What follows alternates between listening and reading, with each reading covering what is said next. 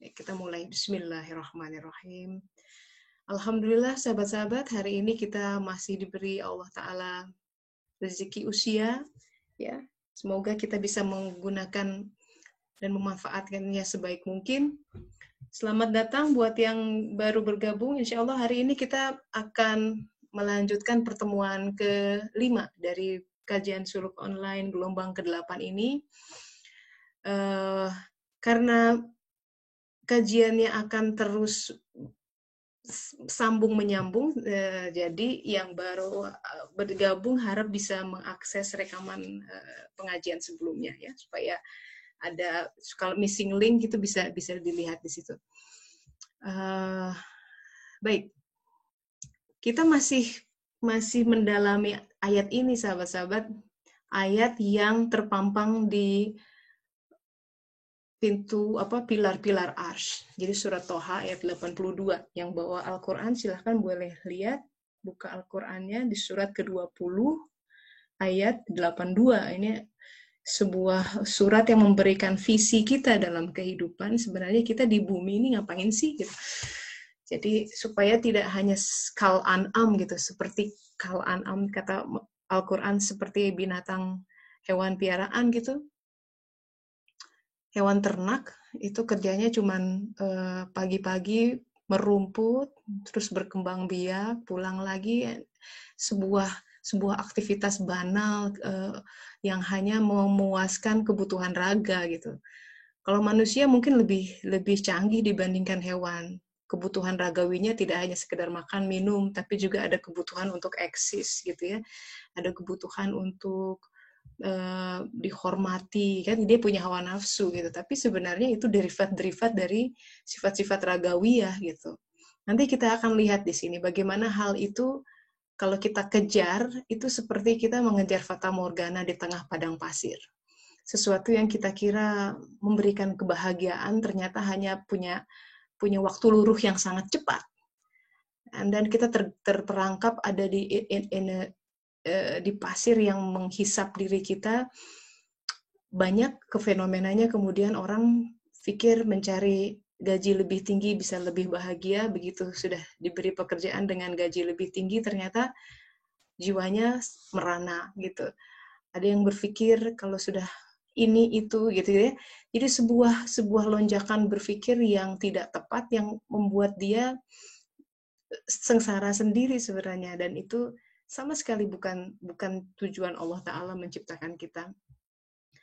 Toha 82, di situ Auzubillahiminasyaitonirrajim, Allah Ta'ala berfirman, wa inni laghaffaru liman taba. Jadi Al-Ghaffar, dia yang maha pengampun baru berfungsi kepada hamba ini gitu. Dan aku menjadi sangat pengampun, menjadi maha pengampun kepada siapa? Kepada orang yang taubat, iman, beramal soleh, dan kemudian ditunjuki, begitu. Jadi konsepnya adalah pertama taubat, iman, amal soleh, dan nanti ditunjuki. Ini penting karena saya berkali-kali, ini pun menjadi sebuah quest gitu ya, sebuah pencarian buat saya. Saya perlu paham kenapa setiap hari saya minta ihdinas siratal mustaqim dalam setiap sholat. Supaya doa saya itu lebih dalam. Supaya saya tahu apa yang saya minta. Karena kalau kita tidak tahu apa yang kita minta, begitu dikasih pun kita nggak sadar bahwa kita tengah ditunjuki, diberi barang itu. Masuk akal kan ya?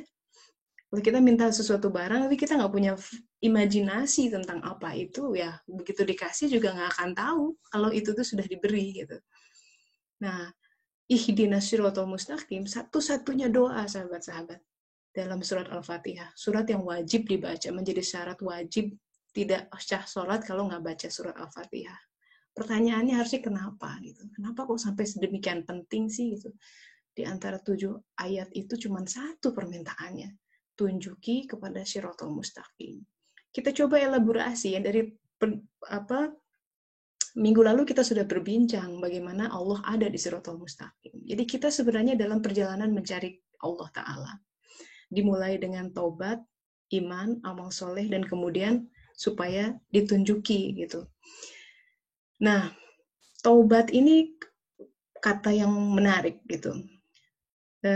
secara harfiah dia bermakna kembali, ya kan? Sekarang kita begini, main logika deh. Kalau kita bilang kembali, itu kayak kita pulang kampung ya, kita kembali. Artinya apa?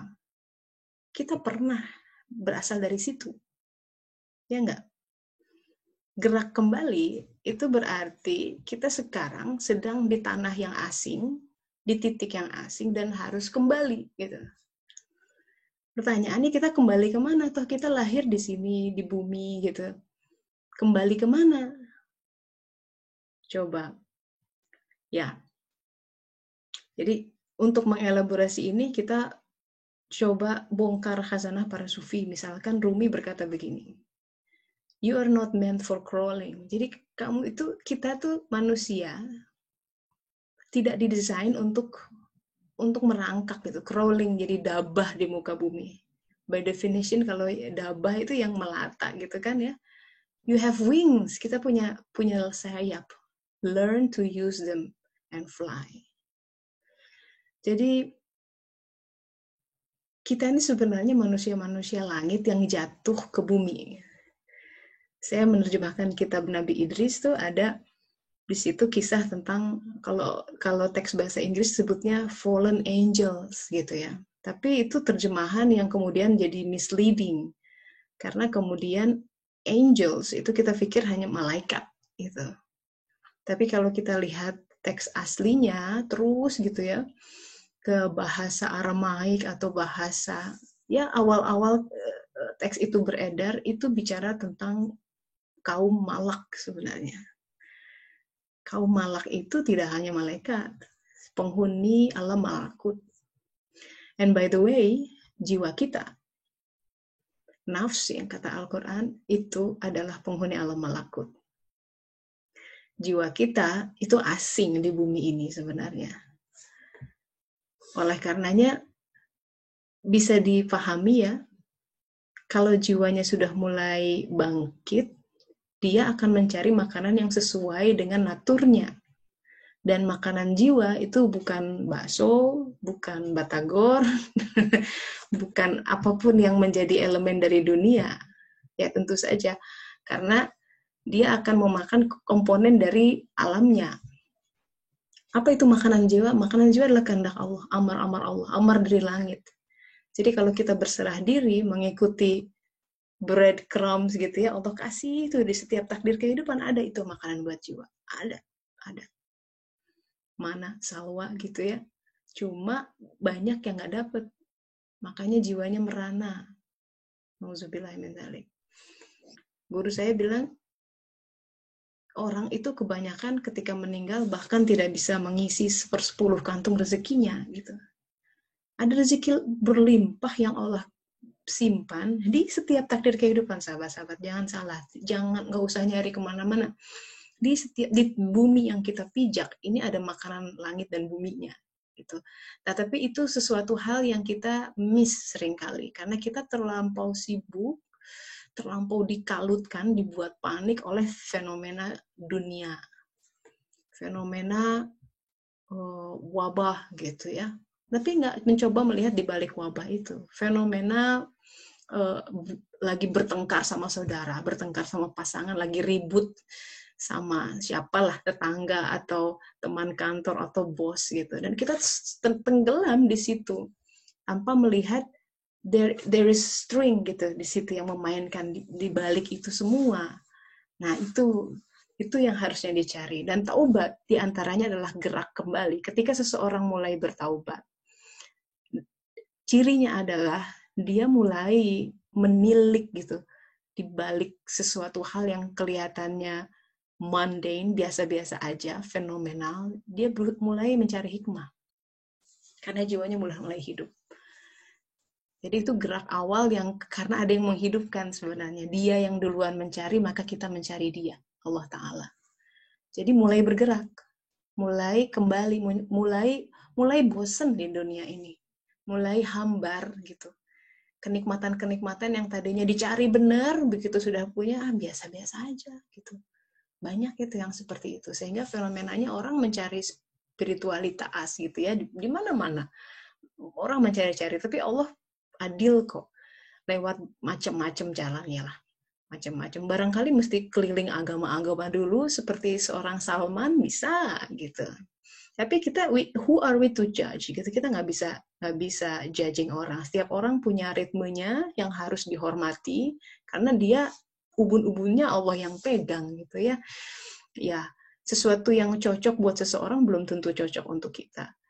Nah, jadi tobat adalah sebuah gerak di hati dulu tuh dari mulai rasa, nanti bergerak ke karsa, cipta, karya. Gerak kembali, artinya kita mulai menelisik, who am I? Saya siapa sih gitu?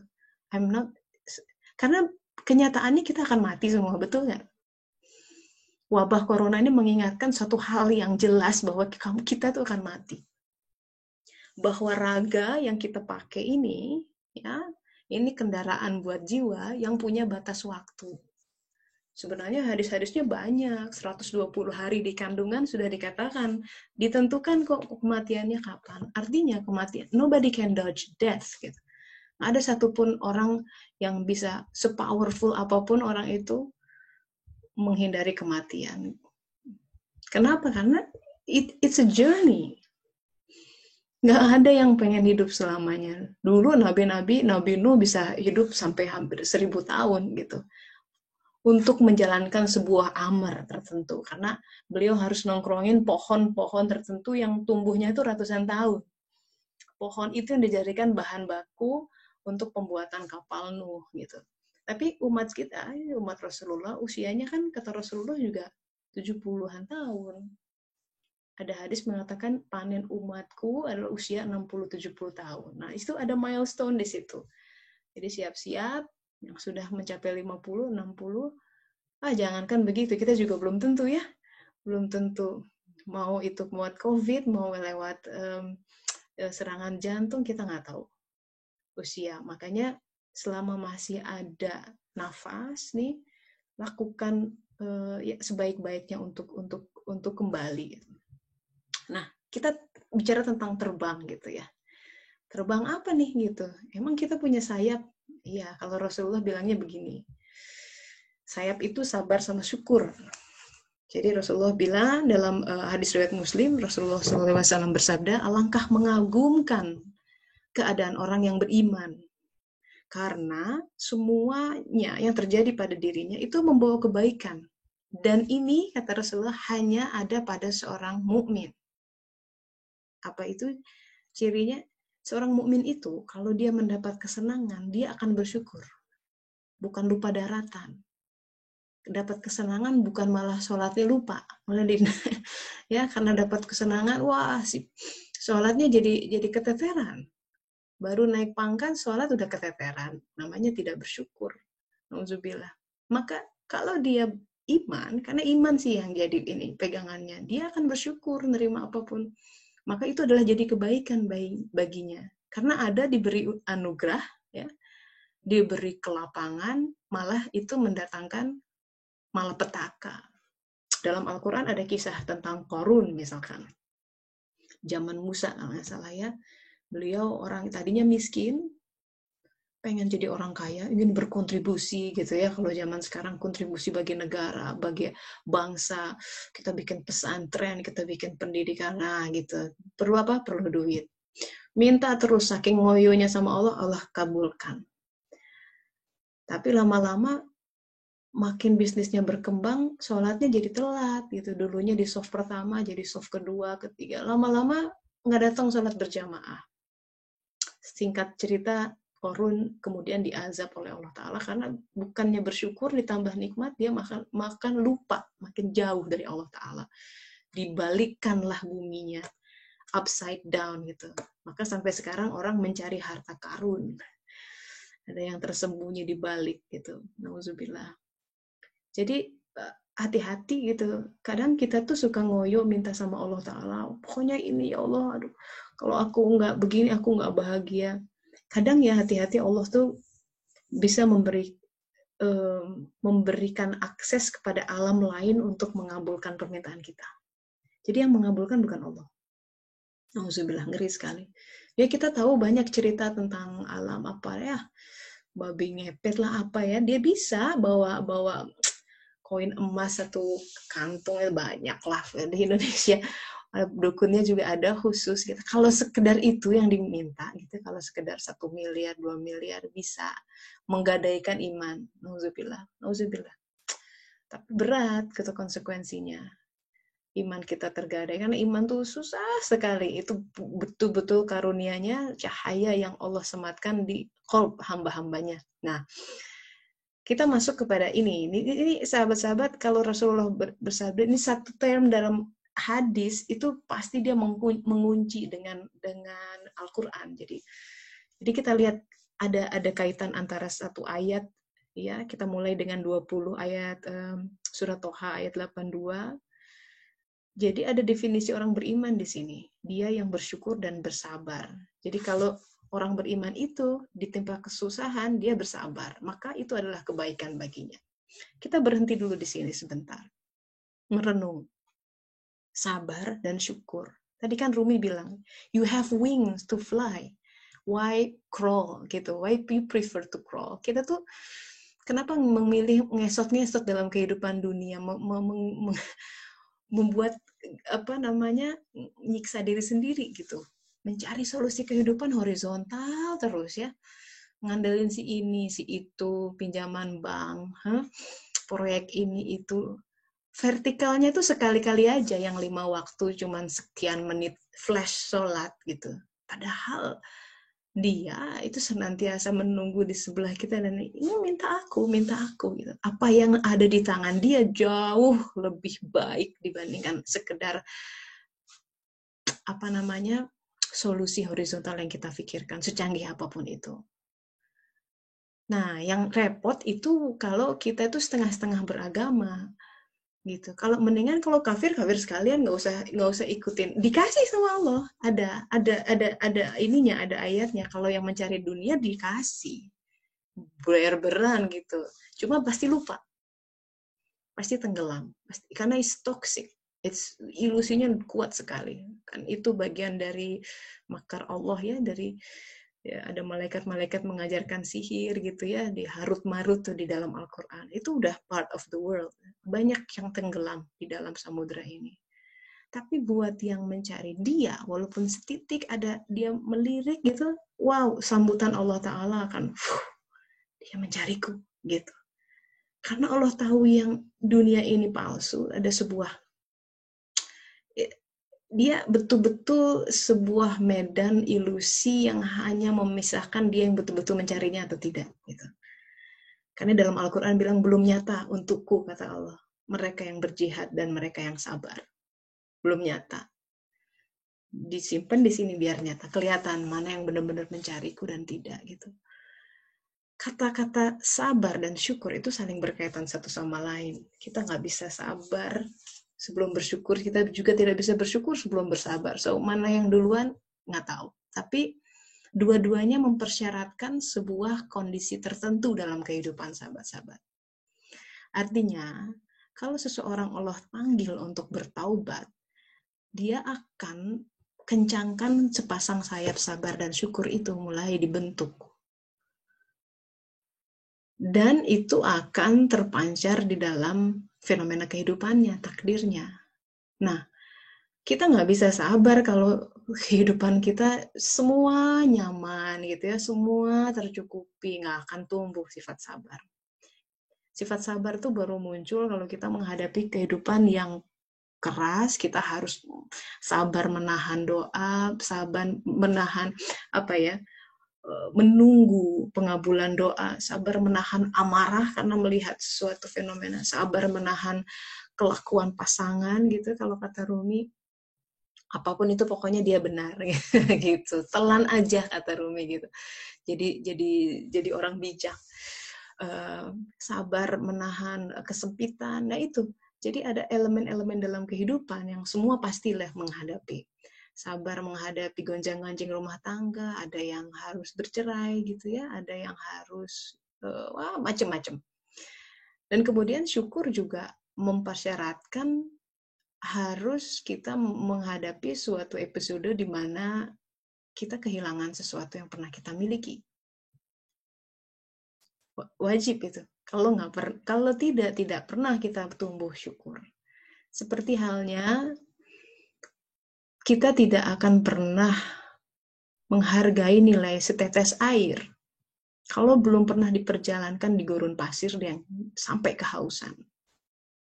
Sebelum itu terjadi, istighfar kita hanya akan hambar. Permintaan syukur kita hanya lip service semata. Dan Allah tahu mana yang itu datang dari hati dan mana yang tidak. Coba bedakan ya. Kalau orang, anak saya aja lah tuh, kadang saya sama suami tuh, saya suka manja. Kita sih udah masak gitu, terus nggak dihabisin. Kita suka cerita, aduh anak-anak di Afrika tuh, lihat semangkok ini dia pasti makan dengan, wah lahap. Itu nasi sebiji 2 biji dia habisin. Ya enggak? Karena dia tahu lapar itu menyakitkan. Anak-anak sekarang banyak yang spoil sih ya. Banyak yang overweight jadinya. Jadi makan junk food, semua tinggal online, tinggal pakai gadget. Tentu gitu sekali-kali mereka diajarin saum juga ya pas bukanya tetap mewah, ekstravagan gitu. So it's a bit difficult. Kadang-kadang mungkin harus Allah akan menurunkan sebuah proses di mana itu nggak bisa apa-apa kecuali ya disempitkan. Nah itu sebenarnya itu rahmat. Karena kalau tidak begitu susah. Nah jadi taubat itu kita Allah menumbuhkan sepasang sayap di situ, sabar dan syukur. Ya karena ini geraknya begini sahabat, kita lihat lagi skemanya ya. Jadi iman itu mempersyaratkan taubat. Apa itu iman kita akan bahas berikutnya. Tapi intinya iman, kalau Al-Quran bilang iman, itu bicara tentang cahaya. Nur iman, betul-betul dikasih. Betul-betul dikasih. Jadi nur iman yang ada di dalam qalb. Nanti kita akan lihat ada ayatnya ya. Jadi kalau orang belum ada gerak taubat, mimpilah dia nggak dapat iman. Kenapa? Karena iman itu cahaya, fungsinya menerima atau membaca petunjuk Allah Ta'ala. Dan itu tidak akan diberi kecuali oleh orang-orang yang menghendaki dan mencari Allah Ta'ala. Jelas. Kalau enggak mubazir. Kalau dia hanya menghendaki dunia, ya ngapain dikasih nur iman? Kalau sebuah ini bilang seperti jangan membawa masuk babi ke dalam masjid gitu ya. Jadi mubazir. Kalau memang tidak mencari ya tidak akan diberi begitu.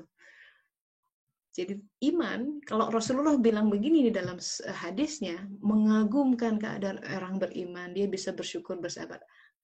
Secara implisit sebenarnya, sebelumnya dia sudah melalui fase taubat. Baru nanti Allah beri iman itu. Nah, masalahnya iman juga tidak mudah untuk mengidentifikasi. Contohnya, ini dalam surat Al-Hujurat, ini dialog antara seorang Arab Baduy sampai diabadikan di dalam surat ini ya, katanya begini. Jadi ada orang Arab Baduy datang dan berkata, dia bilang kami sudah beriman katanya, tapi disanggah, katakanlah kamu belum beriman, tapi katakanlah aslamna, kami telah tunduk. Karena kenapa? Iman itu belum masuk ke dalam qalbmu. Nah, jadi elemen dalam diri kita yang menjadi wadah untuk cahaya iman adalah qalb. Bukan di otak pikiran. Jadi seseorang bisa saja secara pikiran dia lulusan S3 mana gitu ya, ilmu-ilmu agama, tapi selama dia belum punya iman di dalam hatinya, belum beriman by definition Al-Quran.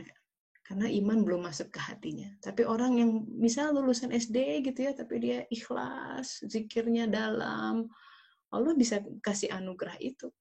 Gitu. Jadi karena posisinya di dalam hati. Gitu. Itu nur iman. Rumi bilang begini, karena iman itu hanya diberi untuk mereka yang mencari dia. Gitu. Jadi titik mencari dia ini yang memang penting gitu. Masalahnya ya seseorang tidak akan mencari Allah kecuali dia duluan mencari kita. Itu. Itu. Nggak mungkin kalau dia harus dia duluan. Kita nggak punya kuasa soalnya menjadi inisiator. Jadi kita makhluk yang fakir, nggak bisa apa-apa. Jadi begitu pandangannya is a glance of him, ya, dia melirik saja itu wow. Nah sebenarnya kita tuh punya akses untuk mendapat cahaya pandangan dia. Kalau mau menggunakan free pass itu gitu, kita punya akses 5 kali sehari dalam sholat. Kalau sholatnya ihsan, kan ada hadisnya tuh, kalau kita baca Al-Fatihah dengan ihsan, satu ayat dia jawab. Nah, kadar kehadiran dia akan sesuai dengan kadar keberserahan diri. Makin kita ihsan, makin dia hadir. Dan dia hadir, cahayanya menerpa. Ada yang masuk. Kita berubah. Ada yang berubah gitu. Rumi bilang, I once had 1,000 desires. Dulu aku punya ribuan keinginan gitu. Ingin ini, ingin jadi ini, itu, kata Opi ya. Andai aku jadi ini, andai aku jadi ini. Tapi kalau sudah pernah cuma melihat a glimpse gitu ya, cuma satu sapuan saja Allah Ta'ala, wah udah, yang lain melt. Nah, ada. Yang lain jadi hambar gitu. Once you saw, kita mengalami sebuah pengalaman ekstasi gitu, ada sesuatu pengalaman yang di luar pengalaman banal dunia ini, dan kita tahu bahwa oh ya udah, it set the bar gitu. Nah, you find that gitu. Kadang-kadang orang harus digerinda dulu kehidupannya gitu ya, untuk membuat satu celah dalam hatinya, dia cahaya bisa masuk gitu. Ya, karena breaking heart itu penting gitu dalam dunia suluk.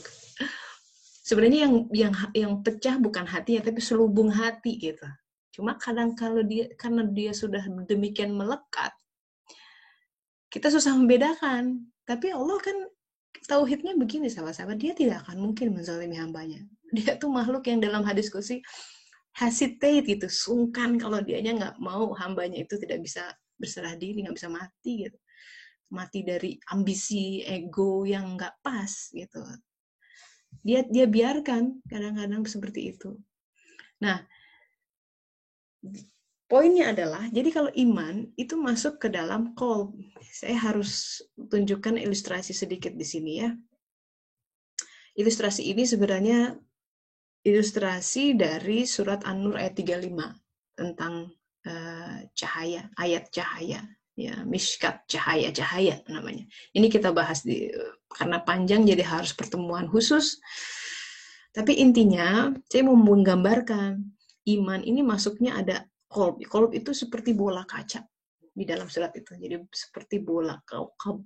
Kaukab itu planet sebenarnya. Planet itu sebuah benda langit yang tidak punya cahayanya sendiri. Dia hanya memantulkan cahaya dari matahari.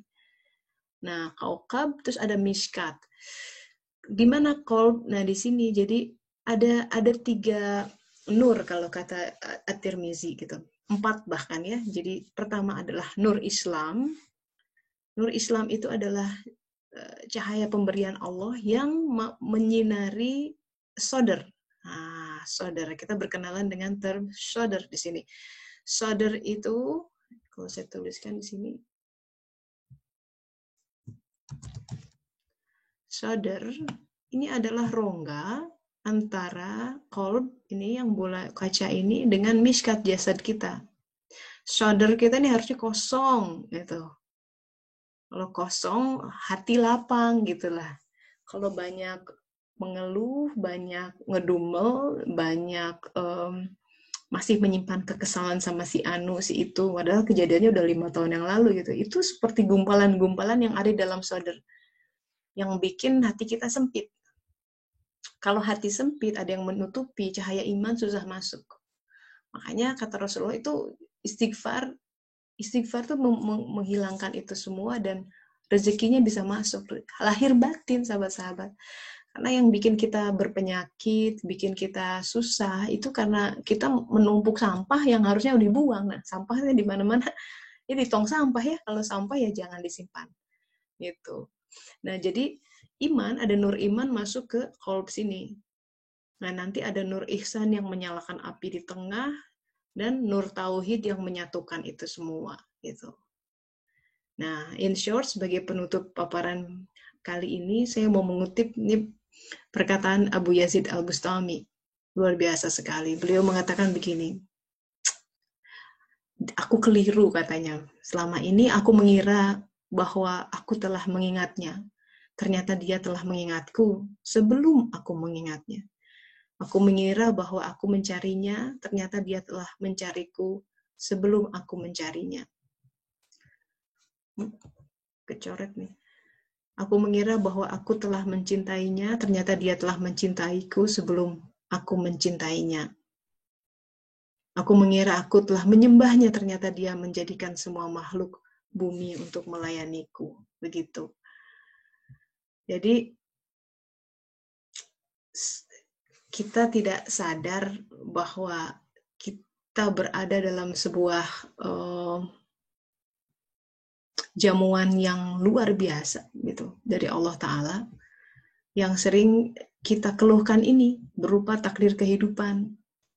Nah, kajian suluk ini diantaranya adalah kita ingin mencoba menggali ke dalam.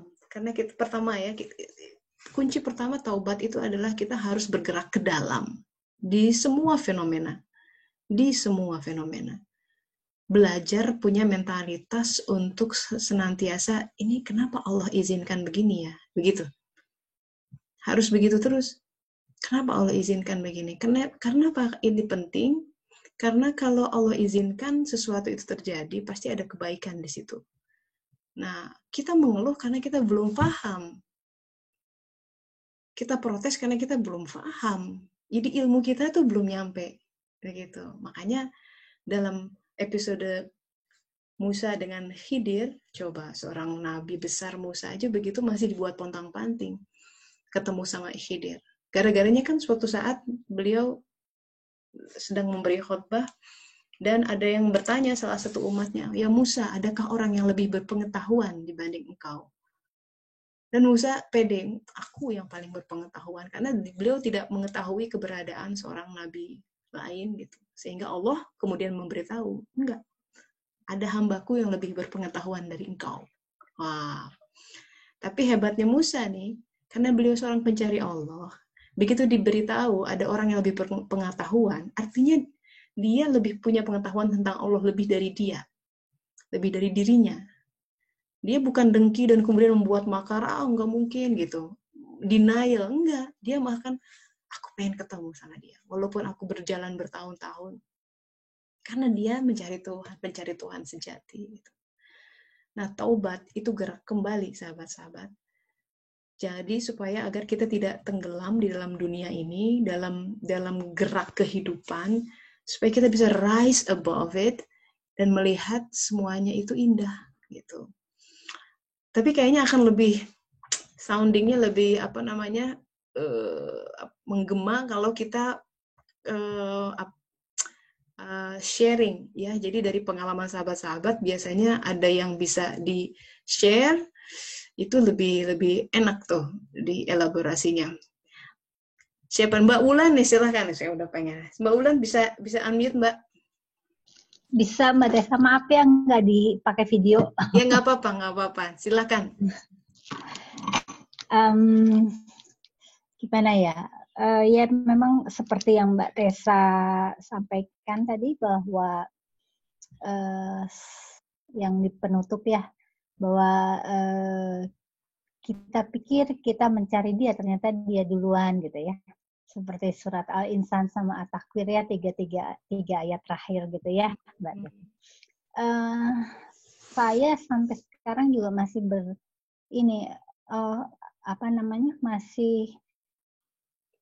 masih berproses untuk menghayati setiap hidangan Allah dalam keseharian gitu.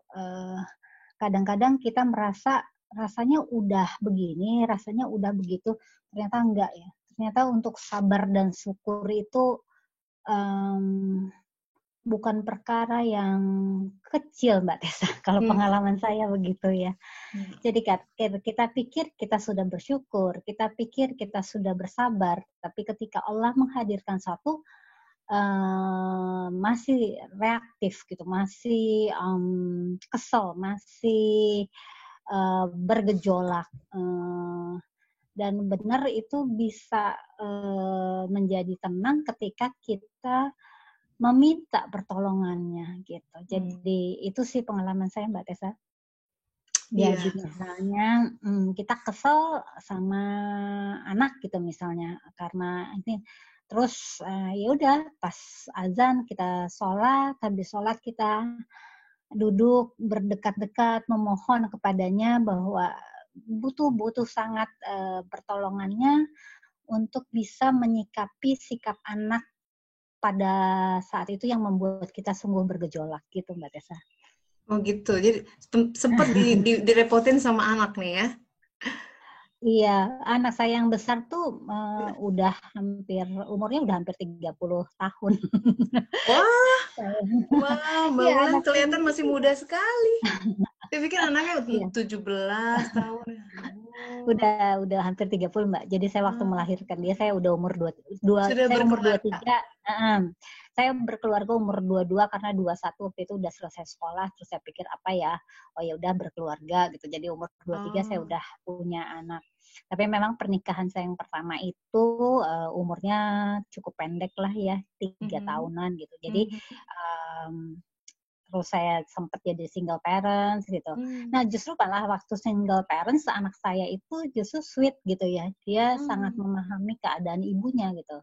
Nah terus ketika saya menikah lagi, dia kan udah mulai masuk masa balik ya waktu saya menikah lagi. Dia umur 10 tahun. Nah di situ ininya mulailah gejolaknya mulai di situ gitu. Jadi laki perempuan, Mbak, sorry nih biar ada konteks. Oke. Karena kan beda ya laki sama perempuan cara dia ekspresinya. Betul. Jadi anak saya laki, terus ya kadang manis, kadang ini gitu. Jadi kalau dia lagi tingkat awareness-nya baik sih fine-fine aja gitu. Tapi dia punya kesulitan untuk mengelola emosinya gitu. Apa yang contohnya kalau sampai meledak tuh separahnya kayak gimana gitu? Yang paling terasa itu ketika dia sudah bisa nyetir mobil ya. Saya pergi sama dia gitu. Terus misalnya ada apa, terus dia tuh bisa yang rem sambil sumpah serapah yang pokoknya nggak nyenengin lah kalau buat saya gitu ya. Itu kejadiannya berkali-kali. Terus kan saya ngobrol sama suami saya, terus suami saya bilang coba ngobrol sama Pak Zam gitu. Waktu itu, terus ya saya ngobrol, terus ternyata perilakunya anak saya yang seperti itu adalah kemarahan saya terhadap bapaknya anak saya gitu. Jadi itu baru terungkap setelah 20 tahun, Mbak Tessa. Jadi itu kan dia umur 23. Jadi ada kemarahan yang tersembunyi ya. Kita sendiri, Mbak Wulan sendiri nggak menyadari. Masya saya Allah. pikir saya sudah memaafkan bapaknya si kakak itu. Ya kita berpisah sendiri-sendiri. Saya pikir itu sudah selesai gitu. Tapi ternyata itu adalah kemarahan saya. Jadi waktu itu Pak Zam bilang, Mbak, yang perlu Mbak Wulan lakukan adalah memaafkan bapaknya kakak. Ya kan, saya pikir kan saya sudah sabar, saya sudah bersyukur dan ini dan itu, ternyata wow. Selama ini Mbak Wulan pikir itu masalahnya di anak itu, ya. Betul. Itu hanya proyeksi dari diri. Betul Mbak Tessa. Jadi kondisi hati kita tuh bicara banget gitu, dan bicara itu tercermin di orang-orang sekitar kita, Mbak. Betul. Itu Rumi bilang. Jadi itu pelajaran yang kalau buat saya sangat bersyukur sekali ya pada Allah gitu, bahwa betul. Allah mengangkat kemarahan saya pada saat itu ya. Jadi begitu diberitahu apa yang perlu Mbak lakukan adalah memaafkan bapaknya kakak. Itu saya rasanya kayak Kena kesambar banget petir gitu. bahas gitu. Petir di siang bolong itu ya. Betul betul gitu ya. Mbak Ulan, boleh zoom sedikit nggak tentang kemarahan pada suami? Boleh tahu apa penyebab? Bapaknya si kakak itu ya. Mm-mm. Jadi makanya saya berpisah gitu. Rupanya perangainya bapaknya si kakak itu memang apa ya luar biasa lah gitu. Jadi waktu kakak kecil tuh pernah ya namanya anak kecil tengah malam rewel itu kan hal yang Biasa. lumrah ya gitu. Mungkin Iya. dia ada yang terasa tidak nyaman atau apa Betul. gitu. Nah pada saat itu bapaknya kesal gitu mungkin ya karena tidurnya terganggu gitu. Terus dia marah sambil bicara bahasa yang nggak enak gitu, sambil melempar guling ke arah kami gitu. Karena anak saya gendong gitu. Sehingga saya keluar dari kamar, terus kita tidur di luar kamar gitu. Karena nggak itu. Rupanya kejadian itu benar-benar menggoreskan luka yang dalam di dalam dari hati saya gitu. Itu sakit banget Kebayang. saya. Kebayang, Banget iya. gitu ya rasanya. Ini anaknya gitu. Kok dia Iya. tidak bicara begitu gitu kan? Iya. Iya. Nah, Iya. terus udah gitu ya udah sikap dia selanjutnya gitu ya banyak yang apa? Sering Ya, mungkin begitu letupan-letupan iya, itu sering. berulang gitu kan. Jadi makanya kenapa terus ya akhirnya saya bertanya pada Allah, ya Allah, jika pernikahan ini baik, tolong dibukakan jalannya. Pun jika pernikahan ini tidak baik gitu, juga tolong dibukakan jalannya. Gitu. Memang akhirnya jalannya kami jalan sendiri-sendiri gitu. Saya karena buat saya kan menikah itu sakinah mawaddah warahmah ya. Iya. Kalau Tidak sakinah ada mawaddah ketenangan gimana dong gitu ya. betul gitu. Jadi Ngerti. I don't want to spend the rest of my life like this gitu loh Mbak Iya, iya, Tessa gitu. iya. Jadi saya minta sama Allah begitu gitu saya. Ya Tapi udah kami suami waktu itu mantan gimana merespon permintaan cerai datang dari Mbak Ulan? betul datang dari saya.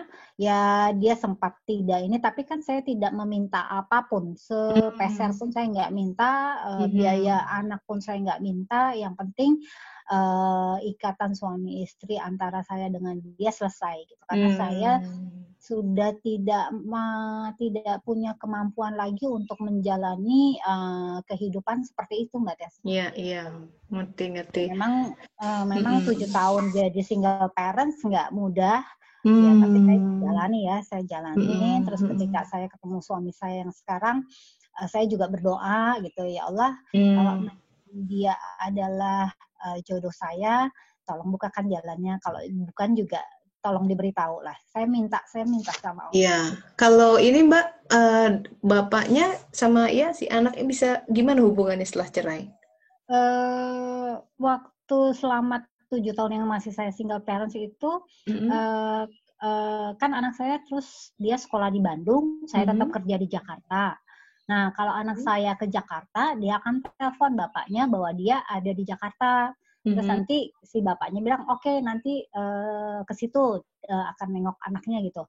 Sampai sore si anak udah itu nggak pernah nongol, nggak kasih kabar. Jadi bolak-balik anaknya juga kalau dibohongin kayak dibohongin gitu ya.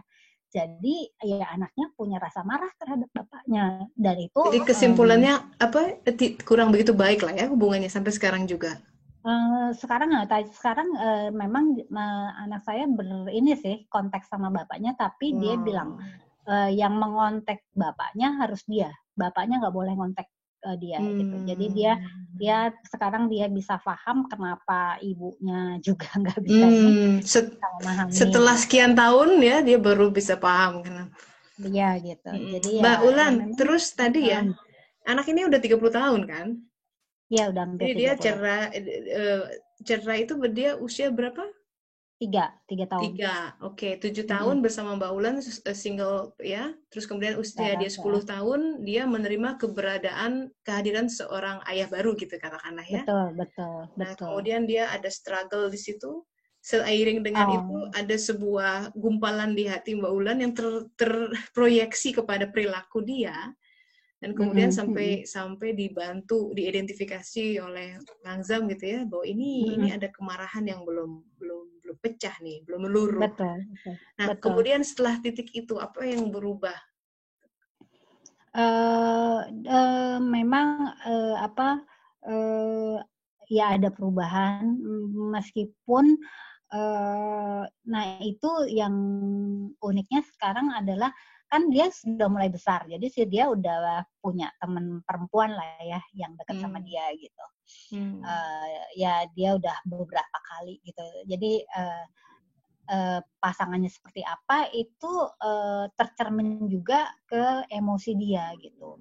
Nah yang terakhir ini dan dia masih sama yang terakhir ini udah 3 tahunan ini, itu emosinya amat sangat meledak-ledak. Jadi jam 2 malam tuh mereka bisa berantem jam 2 malam, jam 3 malam, terus gitu. Kalau udah gitu tuh saya kan terbangun ya, karena dia kalau berantem sama teman perempuan itu bisa banting pintu atau apa gitu. Nah, tapi saya nggak marah gitu sama anak saya sih, nggak marah. Paling saya bilang, Kak, ini jam yang bagus untuk kita sholat tahajud, yuk kita wudhu, kita sholat gitu. Saya paling gitu aja Mbak Tessa, jadi nggak ngorek-ngorek dia marah kenapa. Nah, yang terakhir itu pas bulan puasa kemarin Mbak. Iya. Pas bulan puasa kemarin, kira-kira jam 2 siang, tiba-tiba menggelegar lah. Karena anak saya kan rumah saya tinggal di lantai 2, dia di lantai 3 gitu. Tiba-tiba dari lantai 3 suara ini rupanya mereka berantem. Terus anak saya kesel. Nah terus kan ada bagian yang ada kacanya kecil supaya cahaya masuk maksudnya gitu. Ternyata dia memukul si kaca di pintunya itu sehingga sobeklah tangannya beberapa bagian.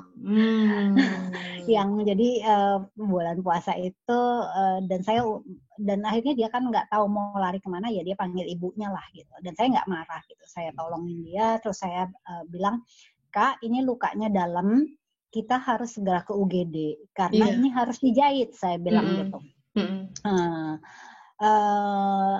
Itu untuk membuat dia mau pergi ke UGD juga lumayan saya ini. Jadi sebelum sholat asar sebetulnya dia udah bilang, tapi dia nggak boleh saya mendekat gitu. Ya udah gitu, dia cuma bilang, Bu, aku minta handuk, dia cuma bilang gitu.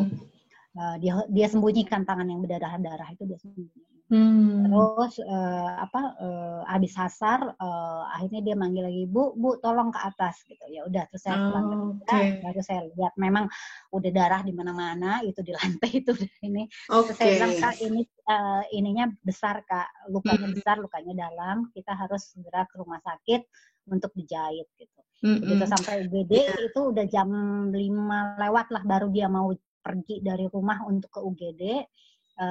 Terus karena itu bulan puasa, dokternya bilang nanti ya ditindaknya setelah buka puasa ya, setelah maghrib. Dan dia habis maghrib baru dia dijahit sampai jam 8 malam gitu, mungkin ada lebih dari 20 jahitan, ada 3 luka gitu yang ya.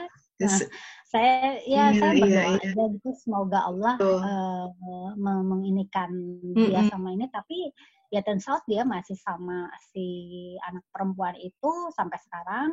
Tapi memang sejak kejadian itu ke sekarang tuh gejolak emosinya masih sudah jauh berubah. Sudah berubah. Sudah jauh berubah. Sebentar nih Mbak Ulan, saya ada ini waktunya karena mau tutup nih. Tadi ya, karena kan yang menarik adalah ketika Mbak Ulan terima berita ini, masalahnya si anak itu bukan sekedar masalah anak, tapi ada merasa marah di hati kita terhadap pasangan. Bagaimanapun anak adalah hasil ya kombinasi ya antara kita dengan pasangan. Jadi ada yang nyambung di situ gitu ya. Ada connect by the way. Nah, bagaimana Mbak Ulan setelah di titik itu berusaha istighfar gitu ya? Iya betul. Dengan riyadhah, apa yang ada perubahan apa ya dalam pandangannya ya, pengamatan Mbak Ulan itu? Yang pasti sih ya itu Mbak Desa, rasa marah saya itu jauh banyak berkurang. Masih ada, tapi kalau mungkin tadinya levelnya di 9 gitu, sekarang mungkin udah di 2 atau di 3 gitu. Ya berkurang banyak gitu. Dan pengaruhnya sama anak bagaimana? Dia juga ada perubahan signifikan? Ya memang ya itu kalau anak saya tadi tergantung teman perempuannya seperti apa. Jadi kalau teman perempuannya yang riang gembira nggak ini ya dianya juga gampang-gampang aja. Tapi kalau anak perempuannya yang menuntut terus mengancam ini emosi dia juga akan terus ini. Jadi, nah ini juga barangkali fenomena ini menunjukkan ada hal lain ya, episode lain nih Mbak. Betul, Karena manusia itu betul. kompleks ya, bukan hanya satu sisi. Ada fase iya. itu, kalau ini selesai juga ada fase lain yang belum selesai gitu ya. Betul, betul. Tapi intinya kalau tadi karena kita bicara taubat ya Mbak, gerak taubat itu adalah gerak ingin melihat something beyond gitu kan. Betul. Gitu kan? Betul. Kalau kita tidak menempuh jalan pertaubatan, nggak akan kelihatan tuh, kita nggak akan sepakat dengan ini ada merasa marah di hati kita, apa hubungannya itu kan anak saya gitu kan. Pasti akan deny, pasti akan deny gitu, karena apa hubungannya itu kan dia yang bermasalah. Nah, perilaku tunjuk hidung, dia yang bermasalah, kita tidak, itu belum taubat. Ya kan? Karena kalau orang taubat itu melihat segala sesuatu yang ada di fenomena sekitarnya itu merely a projection of his of her heart gitu. Iya, betul. Jadi keburukan apapun, kebaikan apapun, kedua-duanya adalah proyeksi dari hati kita.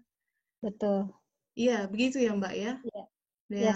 Dan kadang anak-anak itu dihadirkan menjadi cermin-cermin yang luar biasa ya.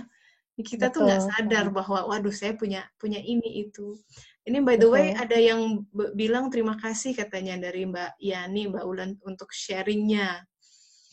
Terima kasih sama-sama. Ini karena waktunya saya tinggal 5 menit lagi harus jemput si kecil nih ya. Boleh saya buka yang satu pertanyaan lagi Mbak Ulan? Terima kasih nih sharingnya. Kita elaborasi di minggu depan insya Allah ya. Thank you banget nih Mbak. Sama-sama Mbak Tessa. Iya. Ini Mbak Indri, silakan mau bertanya. Terima kasih. Silakan Mbak. Mau bertanya gini Mbak, apa perbedaan musibah untuk kenaikan derajat dengan musibah sebagai hukuman dari Allah? Terkadang kan ada orang yang dia terus menerus diuji. Dianya sendiri mungkin merasa ujian ini buat aku baik-baik aja, dan aku merasa dengan banyaknya ujian membuat aku lebih dekat sama Allah. Ada juga ujian musibah itu, misalnya begini kan, ada orang yang kena musibah, kena ujian, jadi terpuruk.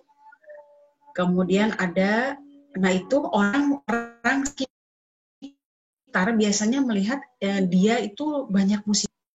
Di sisi lain juga bisa juga dikatakan bahwa ujian itu kan penaik derajat gitu. Membedakan dia itu diuji dapat musibah untuk menaikkan derajat Allah dengan dia dapat musibah karena dia banyak dosa, itu seperti apa? Iya, terima kasih Mbak. Intinya sih sebenarnya itu sesuatu hal yang sangat personal. Jadi itu urusan seorang hamba dengan yang lain. Di situ keikhlasan kita diuji. Contoh yang paling ekstrim di kasus Nabi Ayub alaihissalam. Kisah dijungkir balikan kehidupan Ayub yang tadinya kaya raya, hilang semua hartanya, anaknya banyak, satu persatu mati, ada yang meninggalkan dirinya, bahkan istrinya pun berkata nih kamu kurang istighfar kali, kamu dikutuk sama Tuhan gitu. Bahkan murid-muridnya sampai bilang, wahai Nabi, engkau harus istighfar deh, karena orang semua melihat ini mengerikan sekali, ini orang diazab gitu kali ya. Coba dari kulitnya keluar belatung, bau orang sekian meter udah mencium baunya. Sulit untuk kita melihat bahwa ini seorang nabi. Padahal yang kita tidak tahu background kisahnya seperti ini. Suatu hari iblis datang kepada Allah Ta'ala. Dia bilang gini, ya Allah, wajar saja hambamu Ayub itu bersyukur padamu. Lawang dia punya semuanya, gitu ya. Harta punya, istri dia punya semuanya.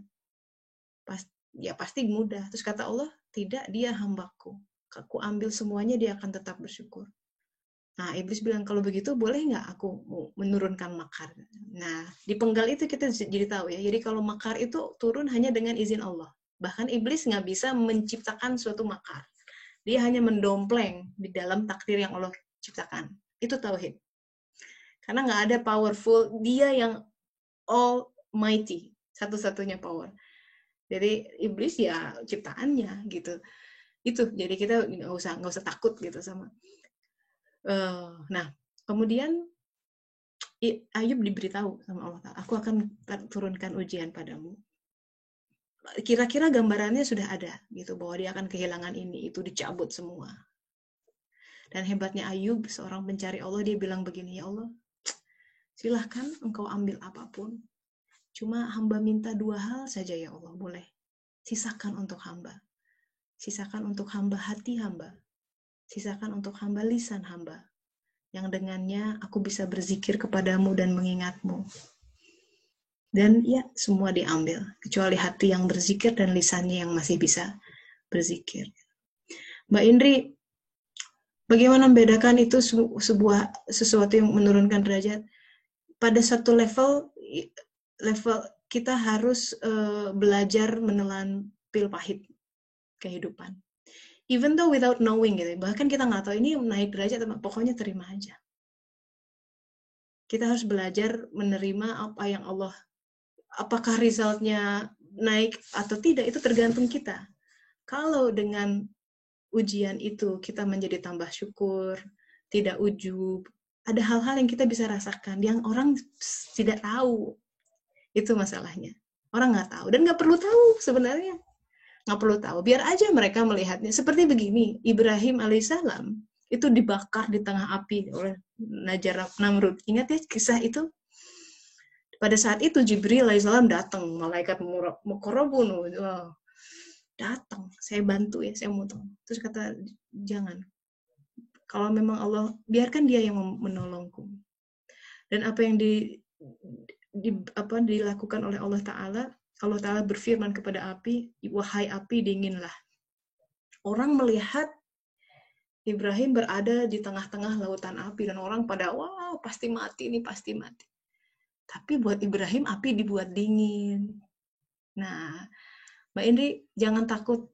Orang bisa lihat kita, waduh kasihan ya, itunya pernikahannya kandas, bisnisnya gagal, anaknya begini, begitu, biar aja. Orang ngomong apapun. Orang melihat kita ada di tengah api. Tapi kita yang ngalamin sendiri. Kalau kita ikhlas minta pertolongan Allah, api kehidupan apapun, dia bikin dingin, sahabat-sahabat. Gitu loh. Tauhid itu, itu namanya leap of faith. Jadi kita tidak tertawan oleh api, iya. Kalau kita main hukum horizontal dunia, api itu panas dan melumat. Tapi kalau mau taubat itu kita mesti tuh kayak gitu, banyak hal kayak gitu dalam kehidupan tuh. Explore it, experience it. That's the only way kita bisa ya hidup tuh, rasa taubat ini loh terbangun, bahwa dulu kata Rumi, I once had 1,000 desires. Tapi keinginanku, ketakutanku itu hancur gara-gara Allah pernah kasih pengalaman ya, kita ada di tengah api tapi kok nggak panas ya gitu. Orang melihatnya kasihan ya gitu ini ya, tapi kok aku tenang-tenang aja gitu. Tapi kan yang bisa, kita bisa jujur sama diri, nggak bisa bohong gitu. Nah itu. Jadi kita ini kajian suluk sudah berjalan hampir 4 tahun ya, sudah ada 8 kelas ke-8 sekarang. 80% sahabat-sahabat yang mengikuti ini itu orang yang dari dulu. Ini ada Bu Eli nih ya, Mbak Ayu dari kajian ke-1, ke-2 terus aja, karena kita ini proses of becoming. Tapi setiap 1 semester kita belajar tentang suatu persoalan yang mendasar dalam agama kita. Karena sesuatu yang kita take it for granted, kita pikir kita tahu apa iman, tapi begitu kita elaborasi, iya ya, jangan-jangan saya belum punya iman, nah gitu loh. Karena kita kan kurang elaborasi Al-Quran kita, kurang merenungnya gitu. Padahal agama itu sangat dalam dan dia betul-betul menjadi pilar dalam kehidupan yang memberikan kita kekokohan. Nah, sebelum kita mencapai titik kodrat diri kita masing-masing, kita nggak akan pernah tuh menemukan kebahagiaan yang sejati. Gitu. Nah, suluk adalah bergerak. Gitu. Ini perjalanan menemukan kebahagiaan kita sendiri masing-masing. Dan itu tidak akan mungkin terjadi kalau kita senantiasa mentalitasnya tunjuk hidung orang. Tanpa pernah mau lihat ke dalam diri ini, Allah sedang menunjukkan apa nih dalam hati saya dengan dihadirkannya dia, SMS ini, komen itu, gitu. The first way to do suluk is to look inside, gitu. Karena kalau kelihatnya keluar terus, kita nggak akan pernah bisa becoming, transforming. Aduh, karena waktunya sudah habis nih, mohon maaf, tidak bisa lanjutkan diskusinya. Semoga bermanfaat ya sahabat-sahabat. Insya Allah minggu depan kita lanjutkan lagi, ini belum tamat ternyata explore-nya. Mohon maaf atas segala kekurangan, kita akhiri dengan istighfar. Astagfirullahaladzim. Doa akhir majelis ya, subhanaka.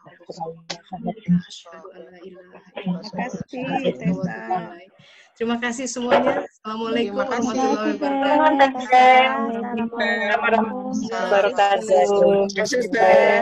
Lahir batin semua.